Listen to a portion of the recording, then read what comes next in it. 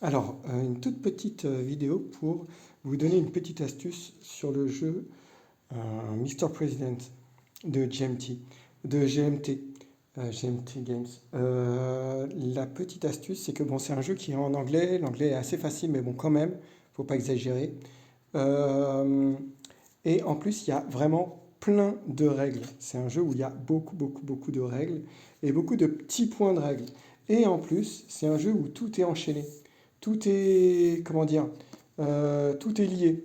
Donc parfois on fait des actions, on ne sait pas pourquoi, on ne sait pas qui contrôle qui, ni rien. Bon, du coup on est un peu perdu.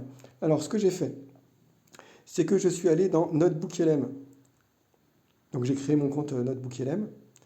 Et dans NotebookLM, j'ai mis un notebook, un calepin, quoi, un livret qui s'appelle Mr. President. Et du coup, j'ai mis des sources. Voilà toutes mes sources sur Mr. President. Donc, il est allé me chercher des sources en PDF, donc c'est très bien.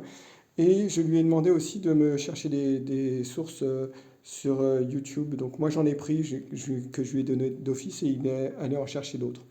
Voilà, plus d'autres sources qu'il a trouvées, lui, sur des forums de discussion, des choses comme ça. Et du coup, je peux lui poser des questions. Et c'est là que je veux en venir.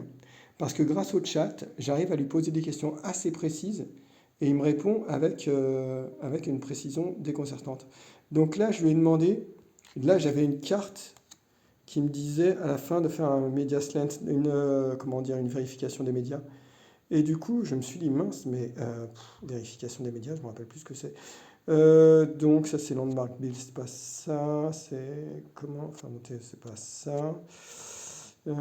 Carte d'événement. Voilà, donc je lui ai demandé, d'ailleurs une belle foot, sur les cartes d'événements, que signifie Media Slant Resolution. Donc bah, du coup il m'a bien traduit, enfin il m'a bien expliqué que c'était une résolution des médias. Donc il fallait reprendre la carte, faire tout ce que me disait la carte, et puis à la fin, proposer une vérification des médias. Et là, dans ces cas-là, comme moi j'ai les médias qui sont assez bien portants, ça m'a donné plus un public approval, ce qui est pas mal du tout.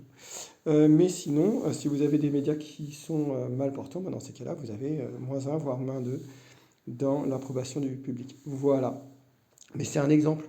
On peut lui demander, tiens, comment je peux enlever ce jeton d'influence de la Chine en Amérique du Sud.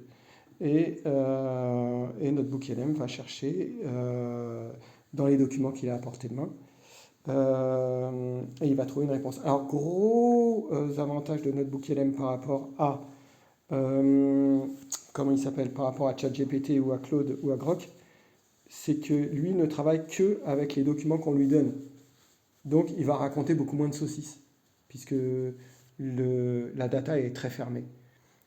Donc voilà, Notebook LM pour ce genre de jeu, très pratique, avec des règles un peu alambiquées et beaucoup de petits points différents. Et on peut lui demander soit des points de règle, soit des comment faire. Comment est-ce que je peux enlever ce jeton? Comment est-ce que je peux ajouter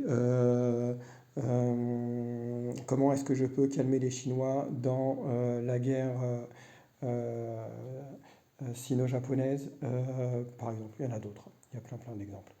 Voilà. Comment est-ce que je peux monter la Strategic Capability Track des forces au sol, par exemple, ou ce genre de choses. Voilà. Plein de petites choses qui vont vous être très utiles. Qu'est-ce qui se passe quand l'Iran commence à s'armer nucléairement? Ou qu'est-ce qui se passe quand j'ai un problème de crise domestique dans les nations, dans les États-Unis. Voilà. Mais n'hésitez pas. Enfin, c'est un super bon jeu. Il ne faut pas que le côté anglais vous repousse parce que l'anglais de ce jeu est quand même assez simple. Enfin, c'est simple. Il faut parler anglais. Mais, et il y a vraiment des outils comme NotebookLM qui peuvent vraiment fortement vous aider.